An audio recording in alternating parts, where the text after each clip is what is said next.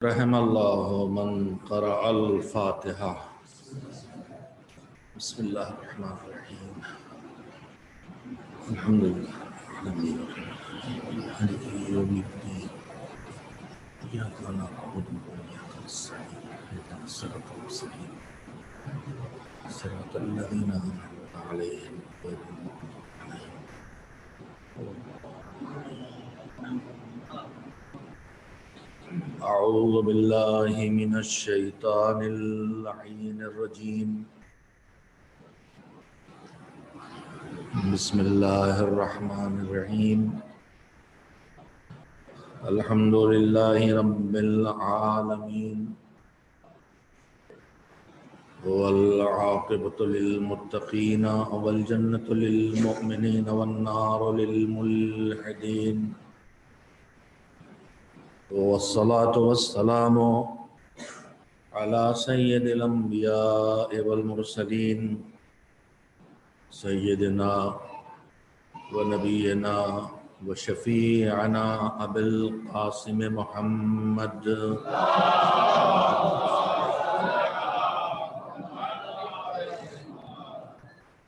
وآلہ الطیبین الطاہرین المعصومین المظلومین، واللعنۃ الدائمۃ الباقیۃ علی اعدائہم اجمعین من الآن الی یوم الدین۔ اما بعد،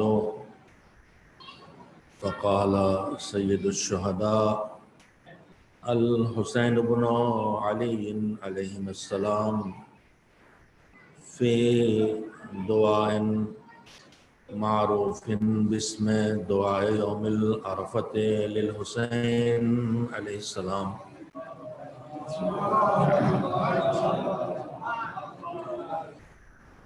الہی ماذا وجد من فقدک وما الذی فقد من وجدک۔ صلوات بھیجیں محمد و آل محمد۔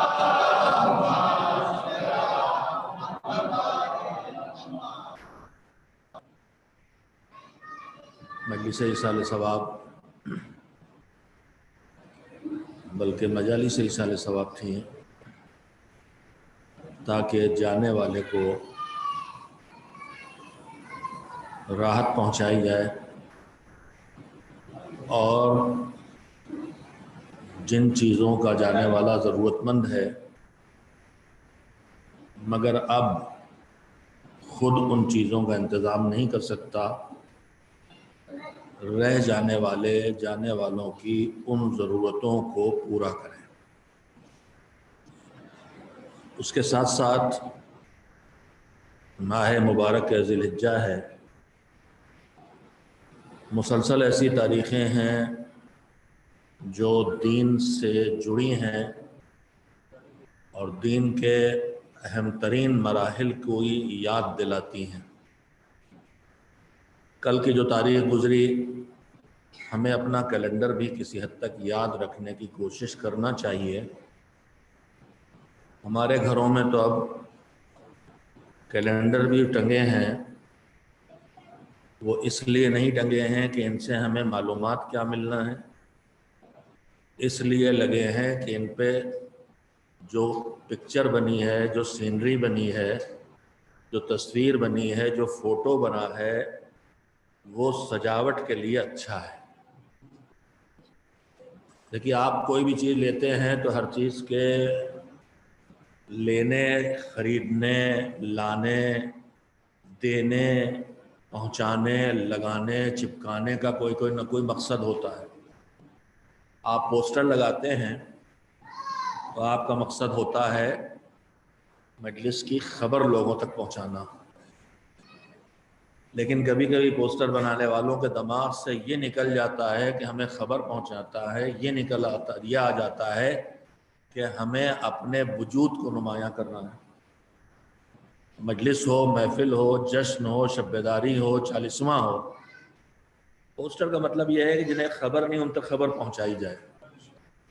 لیکن آج کل ہمارے یہاں مزاج کیا بنا ہے کہ پوسٹر اس لیے لگاتے ہیں کہ ہماری تصویر کتنی بڑی چھپ جائے اور ہمارا نام کتنا نمایاں ہو جائے کہ ہم اتنا بڑا کام کر رہے ہیں، آپ کو خبر ہو چاہے خبر۔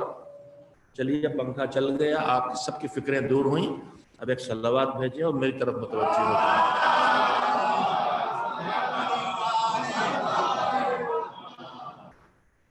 لوگوں کو اعتراض ہے کہ دن میں بلب کیوں جلا رہے ہو؟ شکریہ۔ ایک اور صلوات بھیجے محمد والا۔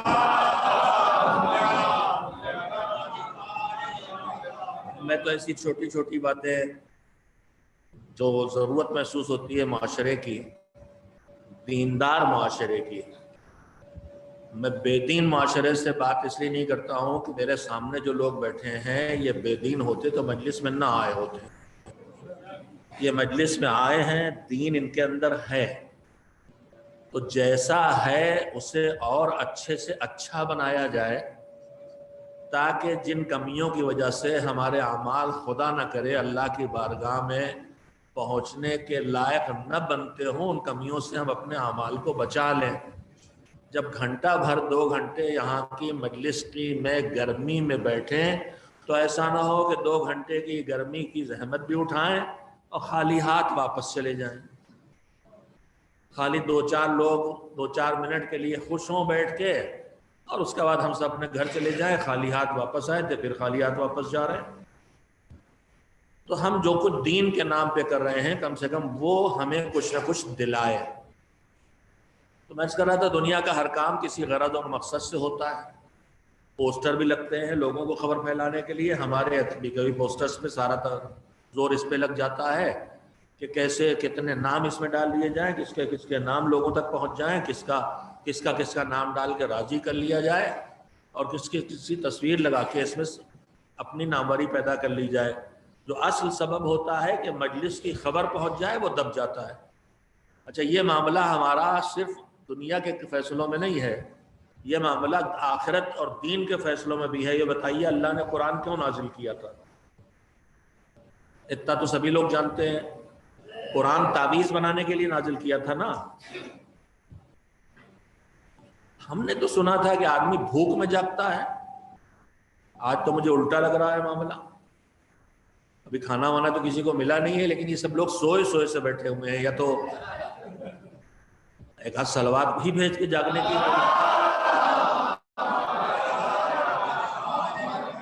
اللہ نے قرآن کیوں نازل کیا؟ تعویذ بنا کے پہننے کے لیے؟ اللہ نے قرآن کیوں نازل کیا؟ بیمار کو دھو کے پلانے کے لیے؟ اللہ نے قرآن کیوں نازل کیا؟ مسافر جب جانے لگے تو اس کے زیر سایہ گزار کے اس کی حفاظت کے لیے؟ اللہ نے قرآن کیوں نازل کیا؟ جب کوئی مرنے لگے تو اس کے پاس بیٹھ کے تلاوت کے لیے؟ تو آپ کا جواب یہ ہونا چاہیے کہ نہیں، اللہ نے ان میں سے کسی مقصد سے قرآن کو نازل نہیں کیا ہے۔ اللہ نے قرآن کو نازل کیا ہے انسانوں کی ہدایت کے لیے، لیکن اللہ نے اس کو اتنی عظمتیں اور برکتیں دی ہیں کہ جب اسے ہدایت کے لیے گھر میں لاؤ گے تو تمہاری صحت کا ذریعہ بھی بنے گا، تمہارے گھر میں برکت کا ذریعہ بھی بنے گا، تمہاری عمر بھی لمبی کر دے گا اور تمہاری حفاظت بھی کرے گا۔ تو اصلی مقصد قرآن ہدایت ہے، نہ کہ تعویذ بنانا، ہدایت ہے نہ کہ مردے پہ پڑھنا۔ مگر ہمارے یہاں جیسے قرآن ہی کا مصرف بدل گیا، تعویذ اس سے بنایا جائے، مردے پہ اس کو پڑھا جائے، مسافر کی حفاظت اس سے کی جائے، ایصال ثواب کے لیے تلاوت اس سے کی جائے، قبروں پہ جا کے وہ پڑھا جائے۔ میں کہ نہیں کہہ رہا غلط کر رہے ہیں، مگر یہ اصلی مقصد نہیں ہے۔ کبھی اگر اٹھتا ہے تو ان کاموں سے اٹھتا ہے۔ قرآن ہم نے کب اٹھایا ہے کہ اس سے آج ایک کوئی اچھی بات سیکھ لیں جو اللہ نے لکھی ہے؟ اور میں یہیں پہ اپنے جوانوں سے کہنا چاہوں گا کہ قرآن کریم سارے انسانوں کی ہدایت کے لیے آیا ہے، مگر اس میں ہر بات سارے انسانوں سے اللہ نے نہیں کہی، انہیں اس لائق ہی قرار نہیں دیا۔ کچھ باتیں سارے انسانوں سے کہی ہیں، بنی آدم کہہ کے، اے آدم کی اولاد، ایھا الناس، اے انسانوں، مگر کچھ باتیں سے سارے انسانوں سے نہیں کہی۔ انسانوں کی ایک خاص قسم جسے وہ کہتا ہے یا ایھا الذین آمنو، اے ایمان والو، یہ کہہ کے کہتا ہے. اور میں سناتا ہوں ہمیشہ اس موقع پر مولانا سید غلام اصغر اللہ مقامہ بانی تنزیل المکاتب خطیب اعظم تابصرہ، جن کی مجلسیں سنے ہوئے کچھ لوگ ابھی یہاں اس فرش پہ بیٹھے ہیں، ضرور موجود ہوں گے، جن کی نوجوانی رہی ہوگی لیکن انہوں نے سنا ہوگا. وہ ایک جملہ کہتے تھے کہ قرآن مجید، اچھا میں ایک بات اس سے پہلے عرض کر دوں، اے ایمان والو، یا ایھا الذین آمنو، قرآن میں 6500 کے ارد گرد آیتیں ہیں. ان آیتوں میں 89 آیتیں، ایک کم 90 آیتیں ایسی ہیں جس کے شروع میں آیا ہے یا ایھا الذین آمنو، اے ایمان والو. 89 آیتوں کے شروع میں آیا ہے. اب آمنو، ایمان والو، تو جتنے لوگ قرآن پڑھ رہے ہیں، چاہے وہ داعشی جو گلے کاٹ رہا ہے عزاداروں کے، اور چاہے وہ عزادار کہ جن کے بدن کے بم سے چتھڑے اڑائے جا رہے ہیں امام باڑوں میں، دونوں کہہ رہے ہیں ایمان والے ہم ہیں. تو طے کیسے ہو؟ تو خطیب اعظم تابصرہ رسول اللہ صلی اللہ علیہ وآلہ وسلم کی ایک حدیث تو حضور نے مولا کائنات امیر المومنین حضرت علی بن ابی طالب علیہ السلام سے خطاب کرتے ہوئے فرمایا، یا علی حبک ایمان و بغضک کفر و نفاق، اے علی تم سے محبت ہے ایمان اور تم سے بغض اور دشمنی اور کینہ ہے کفر اور نفاق. تو آپ فیصلہ پیغمبر نے کر دیا، اے علی تم سے محبت ایمان، جو جس دل میں علی کی محبت ہے وہی دل ایمان والے کا دل ہے. اب اگر قرآن میں اللہ کہیں کہتا ہے یا ایمان والو، تو پھر ہمیں کہنے دو یا ایھا الذین آمنو، اے ایمان والو، یعنی اے علی والو. اب مجھے اپنے جوانوں سے کہنا ہے کہ جب علی والے آپ ہیں تو پھر اگر اللہ قرآن میں پکارتا ہے علی والوں کو تو اسے ڈھونڈنے کون جائے؟ لہذا کبھی کبھی اٹھا کے قرآن پڑھو کہ آج ایک آیت نکالیں جس میں یا ایھا الذین آمنو سے بات ہو، اس لیے کہ وہ بات اللہ نے مجھ سے کہی ہے، میں ہوں علی والا، تو میں دیکھوں اس میں کیا لکھا ہے. تو 89 آیتوں میں جو کل سمیٹ کے لکھا ہے میں عرض کر دوں، باقی ایک ایک آیت آپ کو پڑھنا چاہیے، کم سے کم پورا قرآن نہ پڑھیں تو اتنا تو سمجھیں کہ علی والوں سے اللہ کیا کہہ رہا ہے. چلیے مشرک سے کیا کہہ رہا ہے ہم جانے چاہے نہ جانے، حالانکہ جاننا چاہیے. مشرک سے ان برائیوں کی بات کر رہا ہے، وہ برائیاں کہیں ہمارے اندر تو نہیں آ گئیں، ہمیں وہ بھی جاننا چاہیے. کفار سے جو بات کر رہا ہے دیکھنا چاہیے کہ کہیں وہ مکاریاں ہمارے اندر تو نہیں آ گئیں، وہ بھی جاننا چاہیے. پورا قرآن ہماری ہدایت کے لیے، لیکن چلیے کم سے کم اتنا تو جانیں کہ ہم سے کیا کہہ رہا ہے. پوری دنیا سے کیا کہہ رہا ہے بعد میں دیکھیں گے، پہلے یہ تو دیکھیں ہم سے کیا کہہ رہا ہے. تو ہم سے کیا کہہ رہا ہے، ان 89 آیتوں کو پڑھیے گا تو دو ہی چیزیں آپ کو دکھائی دیں گی. یا تو کسی نیکی کی طرف بلایا ہوگا، ایمان والو نماز پڑھو، ایمان والو روزہ رکھو، ایمان والو زکوٰۃ دو، ایمان والو نگاہیں جھکا کے رکھو، ایمان والی عورتوں سر پہ چادر ڈال کے رکھو.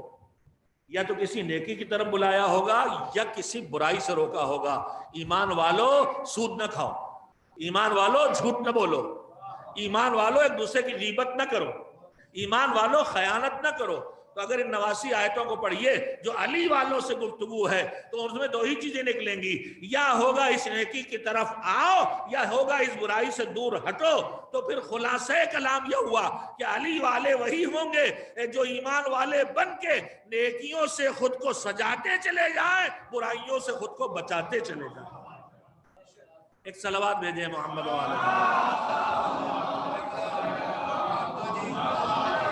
میں عرض کر رہا تھا کہ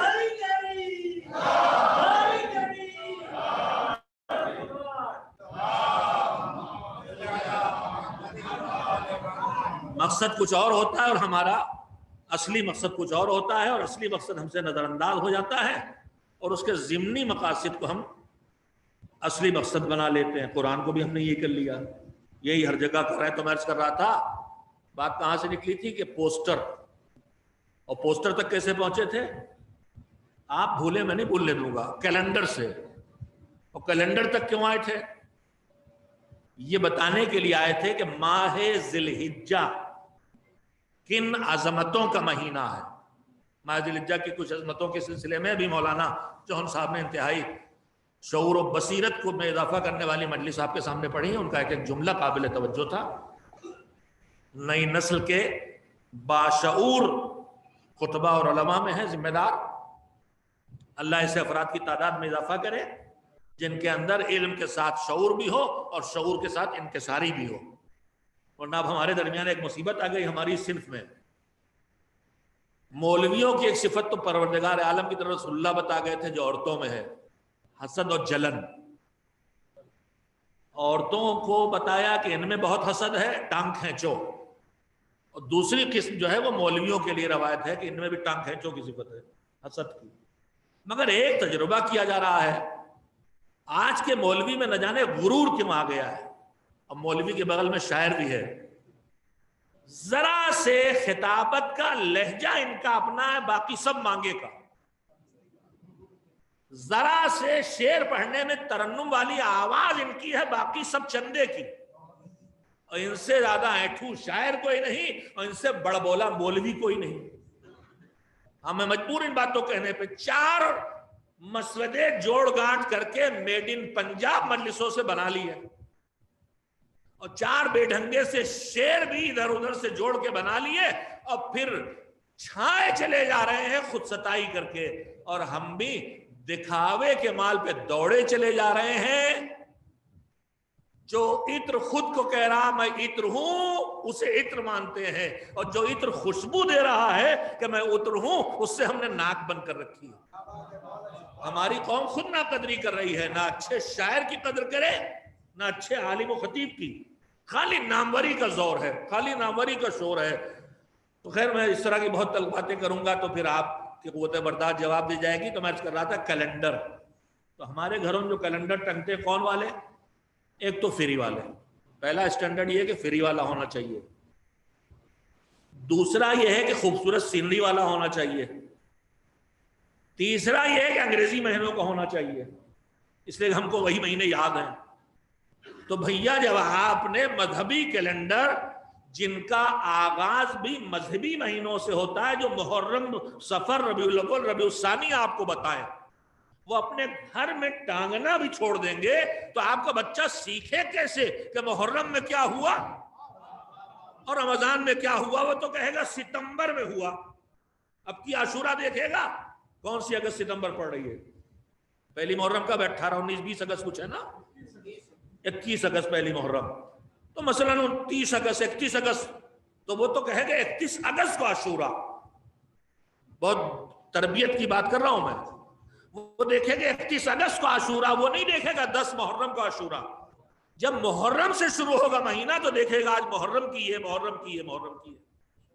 تو میرے عزیزوں کیلنڈر بھی ہماری زندگی کی ایک ضرورت ہے. اور اتنا تو ہم جانیں کہ کس مہینے میں کیا ہوا.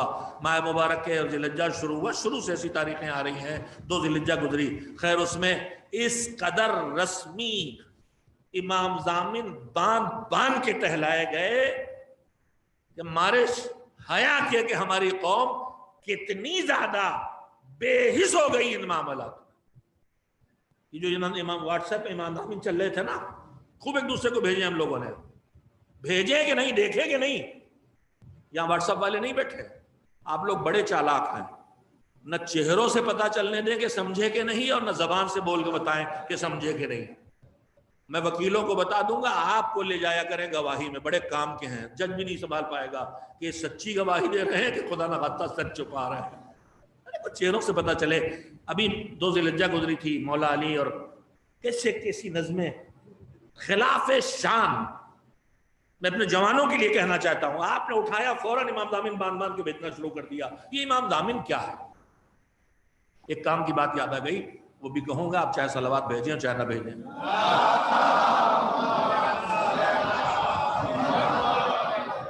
یہ ایک ہماری ایجاد کی ہوئی رسم کے علاوہ کچھ نہیں.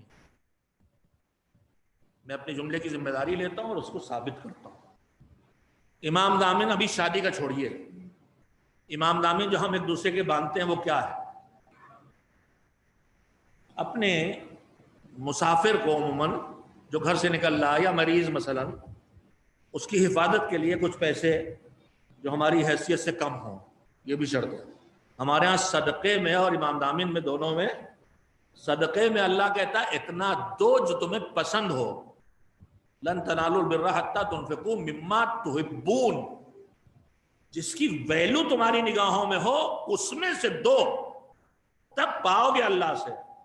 اور ہمارے ہاں صدقے کی شرط کیا؟ حیثیت سے چھوٹی رقم تو صدقہ، اور حیثیت سے بڑی رقم تو اس کا کچھ بھی نام رکھا جائے اسے صدقہ نہیں کہیں گے، حیثیت مطابق 2، 5، 10 یہ ہے صدقہ، اور 150 میں آ گئے تو پھر وہ ذرا اب صدقہ کا نہیں، اس سے اونچی کوالٹی کوئی چیز ہے، جبکہ صدقہ اپنی حیثیت مطابق دینے کا نام ہے۔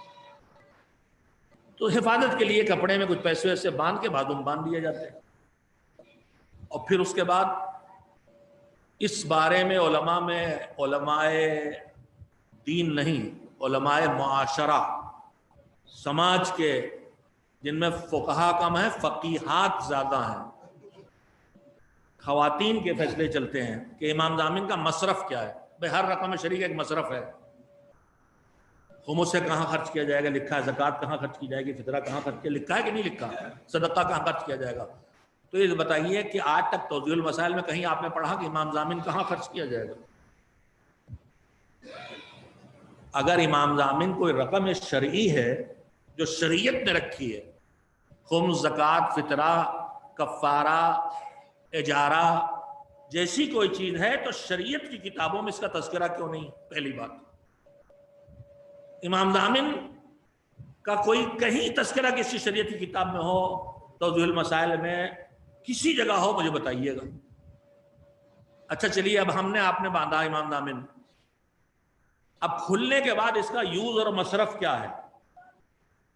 تو ہمارے بچپن میں جب ہم مدرسے میں پڑھتے تھے اس وقت تک تو ہمیں معلوم تھا کہ امام ضامن لاؤ اور کھول کھال کے سب لوگ جمع کرو، سب گھروں سے آتے تھے 10، 5 پیسے باندھ کے، 2 پیسے ادھنا، اس وقت تو ادھنا بھی چلتا تھا، سورابدار سکہ، اب وہ سب جمع کر کے مل کے اکٹھا مٹھائی خرید لاتے تھے اور اس پر نظر کی اور کھا گئے۔ اب مجھے نہیں معلوم کیا کیا جاتا ہے، لیکن میرے خیال سے باشعور لوگ کھانے کے بجائے اسے بھی صدقے کی طرح غریبوں تک پہنچاتے ہیں۔ میں آپ سے پوچھنا چاہتا ہوں کہ امام ضامن کو شریعت کی طرف سے جو شرعی رقمیں رکھی گئی ہیں دینے کی، ان میں آپ کس کیٹیگری میں شامل کریں گے؟ امام ضامن کہیں گے یہ خمس میں آتا ہے، امام ضامن خمس نہیں ہے۔ امام ضامن زکوٰۃ میں آتا ہے، امام ضامن زکوٰۃ نہیں ہے۔ امام ضامن فطرے میں آتا ہے، امام ضامن فطرہ نہیں ہے۔ امام ضامن ہدیے میں آتا ہے، تحفہ ہے کہ میں نے آپ کے باندھا، اب آپ جائیے کھا لیجئے، وہ بھی نہیں ہے۔ امام ضامن میراث میں آتا ہے کہ میرے بندھا ہے تو میری وراثت میں جائے گا، وہ بھی نہیں ہے۔ امام ضامن کفارہ ہے، گناہ کیا تو اس کی سزا میں پیسہ دیا ہے، وہ بھی نہیں ہے۔ تو پھر ہے کیا؟ تو سیدھے ایک سیدھی سی بات ہے کہ اگر امام ضامن کچھ ہے تو صدقہ ہے، صدقہ ہے، اللہ کی راہ میں خرچ کرنے کے لیے ہم نے باندھ دیا ان کے۔ تو بس میں یہیں آپ کو روکنا چاہتا ہوں کہ اگر امام ضامن صدقہ ہے تو صدقے کا کام کیا ہے؟ آپ کی حفاظت کرنا، اس کا ایک کام یہ بھی ہے۔ صدقہ آپ کی حفاظت آپ کے بازو میں باندھ کے کرے گا یا صدقہ فقیر کے ہاتھوں میں پہنچ کے کرے گا؟ صدقہ اپنا کام تب تک نہیں کرے گا جب تک ضرورت مند کے ہاتھوں میں نہ پہنچے، صدقہ تب کام کرے گا جب ضرورت مند کے ہاتھوں میں پہنچ جائے۔ تو پھر یہ رسم دنیا کے علاوہ کیا ہے کہ امام ضامن کے نام پر صدقہ بازو میں باندھے ٹہل رہے ہیں۔ بازو میں باندھ کے نہ ٹہلو، اگر اسے امام ضامن بنا رہے ہو تو اسے مستحق تک پہنچا دو۔ اچھا، اس رقم کا نام امام ضامن کیوں ہے؟ اپنے نوجوانوں کے لیے بتا دو، بزرگ مجلس سن چکے ہیں کہ 8ویں امام حضرت رضا علیہ السلام جب مدینے تو راستے میں کسی جگہ ایسا واقعہ گزرا کہ ایک آپ کہیں قیام پذیر تھے، وہاں شکاری ایک ہرنی کو پکڑ کے لے جا رہا تھا۔ تو ہرنی نے امام سے بات شروع کر دی، گفتگو شروع کی کہ مولا اس سے کہیے میں بچے ہیں میرے، مجھے چھوڑ دے اور میں ان کو دودھ پلا کے واپس آ جاؤں گی، آپ اس کی میری ضمانت لے لے، میں واپس آؤں گی۔ تو امام نے اس شکاری سے کہا کہ بھائی سے یہ ایسے ایسے مجھ سے کہہ رہی ہے اور تو اسے چھوڑ دے، اور میں ضامن ہوں، یہ واپس آئے گی۔ تو امام نے کہا میں ضامن ہوں، ضامن کا مطلب ضمانت کرنے والا۔ امام نے ضمانت لی کہ یہ جو تم ہرنی چھوڑ رہے ہو یہ جانور ہے، وحشی جانور ہے، چھوڑ دو، بھاگ جائے، پھر پلٹ کے نہیں آئے گا. مگر امام نے کہا میں ضامن ہوں، یعنی امام نے ضمانت لی تو ان کا ہو گیا، امام کے القاب میں لقب ہو گیا امام ضامن. اس میں امام کا لقب ہے یہ، جیسے امام رضا، امام صادق، امام باقر، ویسے ہی امام ضامن، ضمانت والے امام. اور ان کی ضمانت خالی اس ہرنی کی نہیں ہے، ہم یہ بھی پڑھتے ہیں السلام علیکہ یا مغیث الشیۃ والزوار فی یوم الجزا. وہ ہمارے بھی ضامن ہیں، ہماری بھی وہ شفاعت کریں گے، ہمیں بھی جہنم سے نجات دیں گے. بھروسے والے امام ہیں. ہرنی کو اس نے چھوڑ دیا، ہرنی گئی، واپس آئی دودھ پلا کے، کہا لے چلا مجھے ذبح کر لے. تو اس نے کہا کہ نہیں، اب میں اسے چھوڑے دیتا ہوں، یہ جائے اپنی ماں بچوں کے پاس جائے. تو وہاں سے امام کا نام لقب مشہور ہوا ضامن. اب شاید ہمارے بزرگوں نے سوچا کہ جو ضمانت والا امام ہے تو سب امام ایک طرح کے، مگر جن کی خصوصیت ہمارے سامنے آئی ہے کہ ضمانت لیتے ہیں، ہم ان کے ضمانت میں دے رہے ہیں کہ یہ میرا بیٹا سفر پہ جا رہا ہے اور یہ صحیح سلامت واپس آئے. اور اس سلسلے میں اب یہ رقم کیا ہے؟ تو میری سمجھ میں تو اتنا ہی آتا ہے کہ یہ رقم یہ ہے کہ مولا آپ میرے بیٹے کی ضمانت لے لیں اور میں آپ کی طرف سے یہ چھوٹی سی رقم صدقہ کرتا ہوں، یا آپ کی خدمت میں اس کا اجر پیش کرتا ہوں، ہدیہ جیسے نظر کرتے ہیں ہم. تو میرے خیال میں تو بزرگوں نے یہ سوچا تھا، لیکن یہ کب سے ہاتھوں میں بننے لگا اور کب سے رسم بن گیا مجھے نہیں پتا. تو ہم باشعور دیندار بنے میرے عزیزوں، خالی رسموں کے اپنے سے دینداری نہیں بنتی. اتنی باتیں مجھ سے سن لی، اب اعتراض بھی مجھ سے کیجئے گا، کسی اور مولوی سے جواب نہ طلب کیجئے گا کہ صفی حیدر صاحب آئے تھے امام ضامن کے خلاف پڑ گئے. میں امام ضامن کے خلاف نہیں پڑ گیا، امام ضامن کا سلیقہ سکھانے کی کوشش کر رہا ہوں. وہ رقم اس وقت نکالی ہے مگر بازو میں نہ باندھی ہے. اچھا اب ہمارے ہاں شادیوں میں امام ضامن ایک رسم بن گئی وصولی کی. آج امام ضامن ہے. اب آج امام ضامن ہے کا مطلب کیا ہے؟ لوٹو مارو کھاؤ. ہر قدم پہ ہر رسم یہاں کے سماج سے متاثر ہو کے لڑکی والوں کو لوٹو کھاؤ. دو درے اور میری طرف سے مارو اس کو. جہیز کی وصولی تو بعد میں ہوگی. ابھی ایک دن مہندی ہو رہی ہے، ایک دن امام ضامن ہو رہا ہے، اور اس کے بعد پتہ نہیں اور کیا کیا نام، بری اور پری، سب لغویات جن کا اسلام سے کوئی تعلق نہیں، اور جو ہمارے گھروں کی شادیوں کو اتنا مشکل بنائے دے رہے ہیں کہ لڑکیاں بغیر شادیوں کے بیٹھی رہ جاتی انہیں رسوخ کے چکر میں. جاگیے اور ان کڑیوں اور بیڑیوں کو ہٹا کے پھینکیے. اسلام نے سب سے مشکل کام طلاق کو رکھا ہے اور سب سے آسان کام نکاح کو رکھا ہے، اور ہم اسے الٹا بنائے چلے جا رہے ہیں. طلاق میں گواہ بھی چاہیے اور طہارت بھی چاہیے اور نہ جانے کیا عربی بھی چاہیے، اور نکاح میں نہ گواہ چاہیے نہ طہارت چاہیے، عربی نہیں آتی عربی بھی نہیں چاہیے. آسان سے آسان اللہ نے بتایا. کیا چاہیے؟ ایک تھوڑا سے مہر چاہیے. کون عورت اچھی ہے؟ جس کا مہر کم سے کم ہو. اب ہمارے یہاں جملہ حدیث میں بڑھا دیا گیا، وہ عورت اچھی ہے جو مہر ادھار چھوڑ دے اور بھول جائے، کم سے کم ہو اور وہ بھی نہ لے، اور وہ اچھی ہے جو جہیز زیادہ سے زیادہ ہو. اسلام میں تو خالی اتنا تھا کہ مہر کم سے کم ہو. تو بعد میں بات نکلی، میں نے آپ سے بھی کہہ دی، یہ امام ابھی 2 ذی الحجہ کو مولا کائنات اور سیدہ کائنات کی شادی کی تاریخ تھی. کیا رسمی شادی ہم لوگوں نے کر ڈالی ان کی. بے ڈھنگے امام ضامن، زنانے مردانے ڈیزائن بنے ہوئے. یہ نہیں سوچتے تم جسارت کس کے لیے کر رہے ہو، کس کی شان میں سب کر رہے ہو. اس میں رخصتیاں پڑھی جا رہی ہیں. تمہاری اوقات ہے کہ تم رسول اللہ کی طرف سے رخصتی کہو گے ان کی؟ نہ جانے کیا کیا ہو رہا، اور اس میں کمائی چل رہی ہے. ہر چیز تو اب کمانے کا ذریعہ بن گئی. تو میرے عزیزوں، یہ امام ضامن کی رسم بھی اس کی کوئی مذہبی سچائی نہیں ہے. خیر، تو 2 ذی الحجہ تھی جناب شادی کی تاریخ. پھر اس کے بعد کی تاریخوں میں کل 7 ذی الحجہ جو گزری، یہ کس کی شہادت کی تاریخ تھی؟ ہمارے 5ویں امام حضرت محمد باقر علیہ السلام.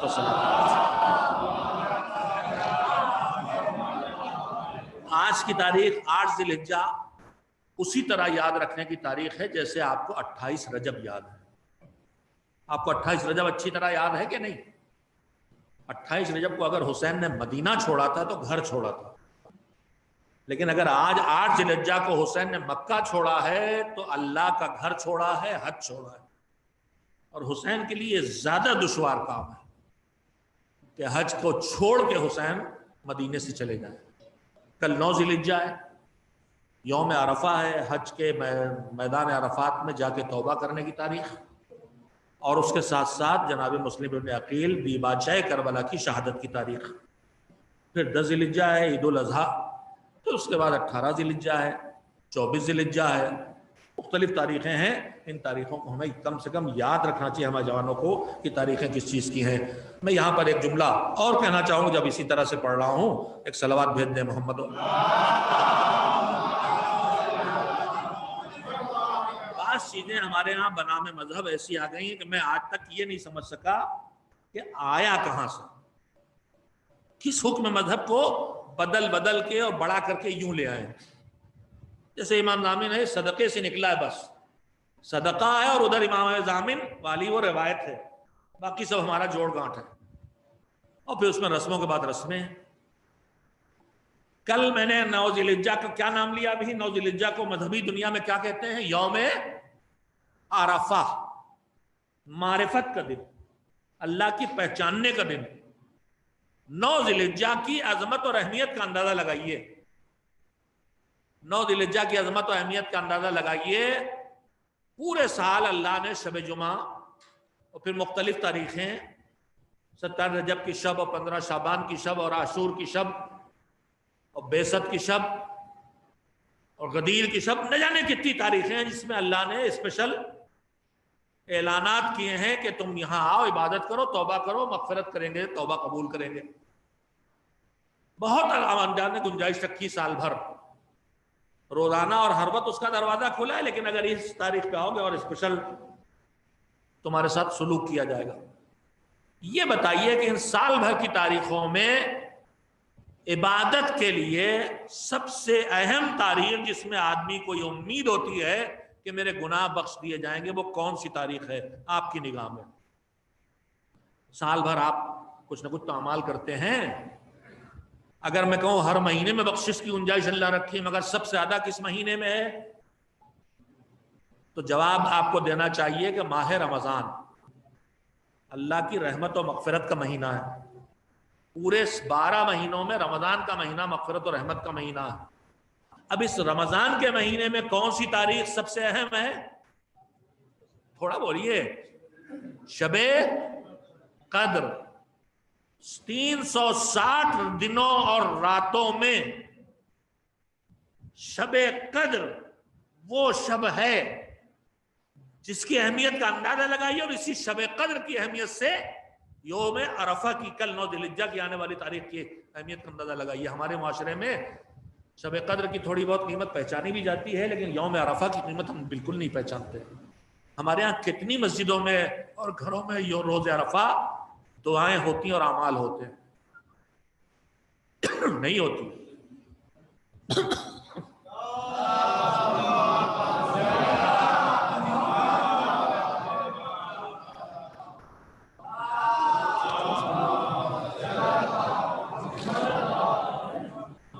امام نے فرمایا کہ شب قدر جو بالعموم روایات کے سہارے آدمی پہنچتا ہے رمضان کی 23ویں کی شب، شب قدر اس شب کا نام ہے۔ سنیں توجہ سے کہ اگر کوئی انسان اس شب قدر میں بھی اپنے گناہوں کی مغفرت نہ کرا سکے، کیوں نہ کرا سکے گا؟ اپنی لاپرواہی کی وجہ سے، اپنی گناہوں کی کثرت سے، کہ اللہ اس سے سلب توفیق کر لے کہ وہ شب قدر کے اعمال انجام دینے اور توبہ کرنے مصلی پہ بھی نہ آئے۔ اور ہمارے معاشرے میں بہت بڑی تعداد ہے ایسے لوگوں کی جو شب قدر بھی لاپرواہ زندگی بسر کرتے ہیں مصلی پہ بیٹھ کے توبہ استغفار کرنے کے بجائے، جبکہ سیرت معصومین میں ہے پہلے سے تیاری کرتے تھے۔ اس لیے جناب زہرا کی سیرت میں ہے کہ شب قدر سے پہلے جو دن آتا تھا 22 رمضان کا، اس میں بچوں کو رات دن میں سلاتی تھیں کہ رات میں جاگنا ہے اور دعا کرنا ہے، نماز پڑھنا ہے، اور رات میں کھانا کم دیتی تھی تاکہ نیند نہ آئے۔ اتنی اہمیت ہے معاشرے میں اہل بیت کی سوسائٹی میں۔ ہمارے ہاں گزر جاتی کیسے بھی، خیر پھر بھی تھوڑی بہت قدردانی شب قدر کی ہے۔ امام نے فرمایا کہ اگر کوئی انسان شب قدر اپنے گناہوں کی معافی حاصل نہ کر سکے، سنیے توجہ سے، تو بس اس کے لیے ایک ہی گنجائش ہے کہ وہ حج کرے، اور حج کرنے جائے، اور 9 ذی الحجہ کو جو کل آنے والا ہے، میدان عرفات میں، جہاں سارے حاجی جمع ہوتے ہیں 9 ذی الحجہ کو، میدان عرفات میں یوم عرفہ جا کے توبہ کرے۔ یعنی اگر کوئی ایسا گناہ ہے جسے آدمی شب قدر بھی نہیں بخشوا سکا، تو 9 ذی الحجہ کا دن بچا ہے اس کے لیے، وہ بھی میدان عرفات میں جا کے۔ تو میرے عزیزوں، میرے جوانوں، میں آپ سے کہنا چاہتا ہوں، ابھی کل ہی آنے والی تاریخ میدان عرفات نصیب نہیں صحیح تو آپ کے گھر کا صحن ہے، امام باڑہ ہے، مسجد ہے، کہیں بیٹھیے اور یوم عرفہ کے اعمال جو مفاتیح الجنان میں لکھے ہیں اور جو تنظیم المکاتب نے الگ کتاب چیک شکل میں بھی شائع کر دیے ہیں، وہ نہ گوگل پہ ڈالیے، گوگل میں آپ سب کے پاس ہونا چاہیے، شیعہ کٹ کے نام سے ہے، اور نہ جانے کتنے ایپ ہیں جن میں آپ شب عرفہ خالی ٹائپ کر دیں، یوم عرفہ خالی ٹائپ کر دیں۔ آج شب عرفہ ہے، رات میں شب عرفہ میں بھی دعائے کمیل جیسی دعا ہے، اس کو بھی پڑھیے۔ تو یہ یوم عرفہ وہ دن ہے جو کل آنے والا ہے، جو گناہوں کی بخشش کا دن ہے۔ شریعت میں اس کے بہت ہمیں متوجہ کیا گیا ہے۔ میں نے آپ کی خدمت میں جو مجلس کے آغاز میں حدیث پڑھی تھی، وہ سید الشہداء امام حسین علیہ السلام کی اسی دعا کے جملہ تھا۔ روایت کہتی ہے کہ عرفہ کا دن تھا، امام حسین اپنے کنبے کے ساتھ حج کرنے آئے تھے۔ اس حج کی بات نہیں ہے، یہ تو چھوڑ کے چلے گئے تھے، اس سے پہلے آخری حج نہیں جس میں آج 8 کو چلے گئے۔ دوپہر جب ہوئی، نماز ظہر پڑھی، تیز دھوپ تھی، خیمے سے نکلے، پورا کنبہ ساتھ تھا، گھر کی عورتیں، بچے، بوڑھے، جوان، غلام، کنیز، سب کو لے کے آ کے چپتی ہوئی ریت پہ بیٹھے، نمازیں ادا کی جو روایت میں لکھی، اور اس کے بعد ہاتھوں کو اٹھایا ایسے کہ جیسے کوئی فقیر کسی دروازے پہ بھیک مانگتا ہے، اور اس کے بعد امام نے دعا پڑھی جس کو دعائے عرفہ کے نام سے مشہور ہے۔ اور اسی دعا کے اختتامی حصے کی جملہ تھا کہ جس میں بہت دعا کی ہے، معرفت اور ایمان مانگنے سے لے کے دنیا اور آخرت کی ہر چیز مانگی، مگر سب کچھ مانگ کے امام آخر میں فرماتے ہیں کہ الہی ماذا وجد من فقدک ومن الذی فقد من وجدک، پروردگار سب کچھ مل گیا، اولاد بھی، پیسہ بھی، اقتدار بھی، زندگی کا آرام بھی، گھر بھی، گاڑی بھی، دوست بھی، احباب بھی، عزت آبرو بھی، محبت بھی، سب کچھ مل گیا ہے مگر تو نہیں ملا۔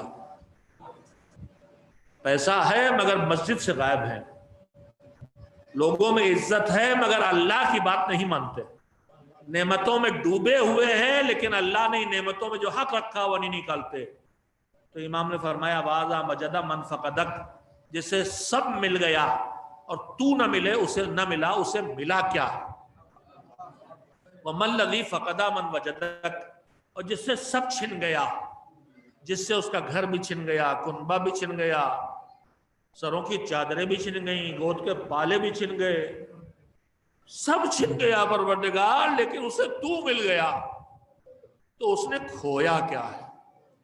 بس میں نے چاہا تھا میں اسی موضوع پہ بات کروں، اور میرا ہدف بھی یہی تھا، اور یہ گفتگو اسی موضوع پہ ہے کہ پروردگار ہم اپنی زندگی کا جائزہ لیں، زندگی کی راحت، سکون، آرام سب ہے ہمارے پاس، لیکن ہمارے درمیان، ہمارے بیچ، ہماری زندگی میں اگر اللہ نہیں ہے، اگر ہم اللہ کے سجدے نہیں کر رہے، اگر واجب نمازیں ادا نہیں ہو رہی ہیں، اگر روزے قضا ہو رہے ہیں، اگر خمس نہیں نکل رہا ہے، اگر جھوٹ زندگی میں چل رہا ہے، اگر مومن کا حق ہم چھین رہے ہیں، تو اس کا مطلب اللہ نہیں ہے۔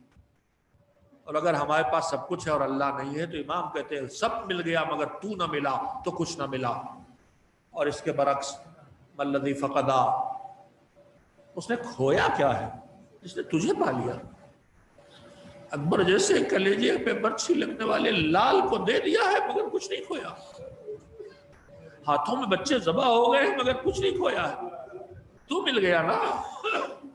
اسے کربلا میں آواز تو سنائی دے رہی ہے کہ یا ایھا النفس المطمئنہ ارجعی الی ربک راضیۃ مرضیہ، اے نفس مطمئنہ اپنے رب کی طرف آ جا، اس طرح کہ تو ہی اس سے راضی نہیں ہے، تیرا رب بھی تجھ سے راضی ہو گیا۔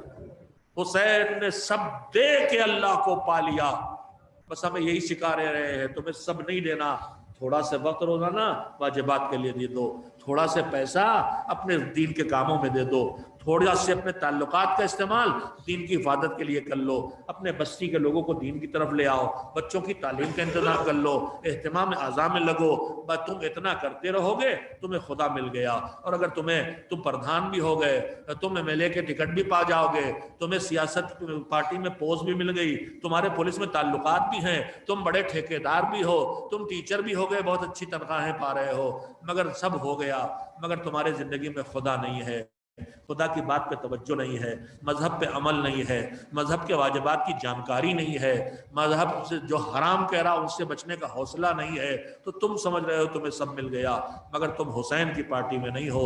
हुसैन की पार्टी में वो है कि जिसके पास हर लम्हे खुदा दिखाई दे, जो हलाल और हराम की पाबंदी के साथ ज़िंदगी बसर करे, जो ये देखे क्या जायज़ है क्या नाजायज़ है, क्या मेरे अल्लाह को पसंद है और मेरे अल्लाह को क्या नापसंद है, जिसका हर फैसला अल्लाह की रज़ा के हुसूल के लिए हो। बस मैं आखिरी फ़िक्र अर्ज़ करूँगा, हुसैन ने जो भी किया था अल्लाह की रज़ा के लिए किया था, और जब उन्हें इत्मीनान हो गया कि हम अल्लाह की बारगाह में वो कुर्बानियाँ दे रहे हैं जिनसे अल्लाह राज़ी होगा, तो हाथों को उठा उठा के दुआ करते थे। रिवायात कहती हैं कि सुबह आशूर से असर आशूर तक जो 72 का लश्कर शहीद हुआ, उसमें एक तादाद वो थी कि जो एक ही हमले में कई कई मुजाहिद शहीद होकर गिरे थे, उसके बाद फिर एक एक मुजाहिद लड़ने जाता था। जब कोई मुजाहिद लड़ने जाता था तो हुसैन से इजाज़त लेता था और हुसैन उसे रुख्सत करते थे, और रुख्सत करने का अंदाज अलग अलग होता था। किसी को बाजू पकड़ के रुख्सत किया, तो किसी को कलेजे से लगा के रुख्सत किया, और जब जवान बेटे को रुख्सत करने की बात आई तो घोड़े पे बिठा के पीछे पीछे दौड़ते हुए रुख्सत किया कि बेटे एक बार और चेहरे को दिखा दे। और जब कासिम भैया का यतीम रुख्सत होने आया तो कलेजे से लगा के इतना रोए कि कासिम भी बेहोश होकर गिर गए और हुसैन भी बेहोश होकर गिर पड़े। और जब जवान भाई को रुख्सत किया तो कमर पकड़ के बरसिया पड़ा कि भैया तुम जा रहे हो, तुम्हारी मौत के बाद खरे वो आंखें जो तुम्हारे खौफ से जागती थी मैं इत्मीनान से सोएगी। हर एक को जब अंदाज से रुख्सत भी किया है और सबकी लाश भी लेके आए हैं। तो जब हुसैन लाश उठाने जाते हैं तो सोचिए, प्यास का चौथा दिन है, असगर की प्यास का, 7 मुहर्रम की सुबह से असगर प्यासे हैं, 10 मुहर्रम चौथा दिन है, तीसरा दिन नहीं है। 4 दिन हुसैन के पूरे हो रहे हैं प्यास के, और 7 मुहर्रम से हुसैन नहीं प्यासे हैं, असगर प्यासे हैं, मोहम्मद बाकिर प्यासे हैं। तो फिर हुसैन कब से प्यासे हमें पता नहीं है। जब से पानी रुका और पाबंदियां लगी तब से हुसैन प्यासे हैं। इतने प्यासे हैं कि असगर ने अपने बाबा अकबर ने बाबा की प्यास लोगों तक महसूस कराने के लिए कहा था, बाबा बहुत प्यास है, थोड़ा से पानी का। बेटा पानी तो नहीं, अपनी ज़बान में मेरे मुंह में रखो, ज़बान रख के बाहर निकाली थी। अकबर को पता है मगर बताना चाहते, बाबा मुझसे ज्यादा प्यासा है। एक एक रुख्सत किया, एक एक की लाश लेके आए। जब लाश लेने जाते हैं लड़ना पड़ता है, लड़ते हैं तो जख्म उठाना पड़ते हैं, इसीलिए तो अभी असली जंग नहीं लड़ी। मगर जब रुख्सत आखिर के लिए बीमार बेटे के पास आए थे तो पूरा बदन जख्मों में डूबा हुआ था। बाबा ये हुआ क्या है? अभी हुसैन लड़ने नहीं गया, अभी खाली लाशें उठाने जाते रहे हुसैन तभी आलम में। लड़ने के बाद तो ये जिस्म न जाने कितने हजार जख्म लगेंगे, कितने तीर लगे, कितने फरफर लगे। जख्म में डूबा हुसैन एक एक लाश को लाता रहा, अंदाज अलग अलग। किसी के लाश को कलेजे से लगाया, पैर जमीन पे खींच रहे, किसी के नन्हे से जनाजे को हाथों पे उठाया तो हाथ कांप रहे, पैर कांप रहे, किसी के जिस्म के टुकड़े समेट के गठरी बना के पीठ पे रख के लेके आया, अंदाज अलग अलग। मगर जब लेके आए बस 2 फिक्रे सुन लो, रो लो। बस जब भी किसी लाश को लाए तो लाके करबला के मैदान से जब खैमों में लाके रखा तो एक ही जुमला कहा, परवरदिगार तकब्बल मिन्ना हादल कुर्बान, ये कुर्बानी दे दी तो कबूल कर ले, ये कुर्बानी दे दी कबूल कर ले। हर लाशे को रख के दुआ करते रहे, कुर्बानी दे दी कबूल कर ले। असर आशूर हुसैन की लाश करबला के मैदान में पड़ी है। अब कौन है जो इस लाश को उठा के लाए? खेमे चले, ताजियाने लगे, सरों से चादरें छिनी, तारीकी फैली। अब जो जरा सन्नाटा फैला तो बहन भैया की लाश ढूंढती हुई चली, नशेब में पहुंची, हल्की चांदनी में, उड़ती धूल में, बेगोरों का फन جنازہ دکھائی دیا جس کا لباس بھی چھن چکا، بے سر کا جنازہ.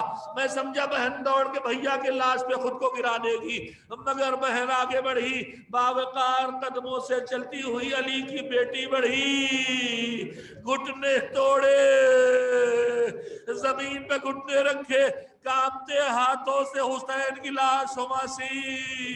دن بھر جس نے ساری قربانیاں تیری بارگاہ میں پیش کی، مالک اپنے اس غلام کی قربانی اپنی اس کنیز سے قبول فرما لے. اللہم تقبل منی ھذا القربان. یہ بنت فاطمہ ہے جو لخت جگر علی کی قربانی دے رہی ہے. وَسَيَعْلَمُ الَّذِينَ ظَلَمُوا أَيَّ مُنقَلَبٍ يَنقَلِبُونَ. الا لعنۃ اللہ علی القوم الظالمین. اللہم تقبل منا انک انت السمیع العلیم. پروردگار محمد وعلی محمد علیہ السلام کے تذکروں کے طفیل میں ہمیں جو اجر و ثواب ملا ہے اسے ہم پھر محمد وعلی محمد علیہ السلام کی خدمت میں ہدیہ کرتے ہیں، اور اس سے جو مزید ثواب ملے وہ مرحوم الحاج سید خدیر حسن ابن سید حسن مرحوم کی روح کو ہدیہ کرتے ہیں. انہی کی سال سبق کی مجلس ہے جی. ایک بار سورہ حمد اور 3 بار سورہ توحید کی تلاوت فرمائیں، اس مجلس کے ثواب کے ساتھ ہدیہ فرما دیں. بسم اللہ الرحمن الرحیم. الحمدللہ رب العالمین، ایاک نعبد و ایاک نستعین اہدنا الصراط المستقیم صراط الذین انعمت علیہم غیر المغضوب علیہم ولا الضالین. بسم اللہ الرحمن الرحیم. قل هو اللہ احد اللہ الصمد لم یلد ولم یولد ولم یکن له کفوا احد. بسم اللہ الرحمن الرحیم. قل هو اللہ احد اللہ الصمد لم یلد ولم یولد ولم یکن له. بسم اللہ الرحمن الرحیم. قل هو اللہ احد اللہ الصمد لم یلد ولم یکن له کفوا احد. اللہم صل علی الہی بحق الزہرا و ابیہا و بالہا بنیہا. پروردگار ہماری تمام چھوٹی چھوٹی نیکیوں کو غلطیوں کے باوجود قبول کر لے، ہمارے بڑے بڑے گناہوں کو معاف فرما دے. بحق بیمار کربلا ہمیں ہماری جسمانی روحانی بیماریوں سے شفا عنایت فرما. مالک جو دنیا سے چلے گئے ضرورت مند ہیں، ہمیں توفیق دے کہ ان کی خدمت میں ہم وہ ہدیے پیش کریں جو ان کی برزخ کی ضرورتوں کو پورا کر سکیں. پروردگار ہم سب کو توفیق حج و عمرہ و زیارت عنایت فرما.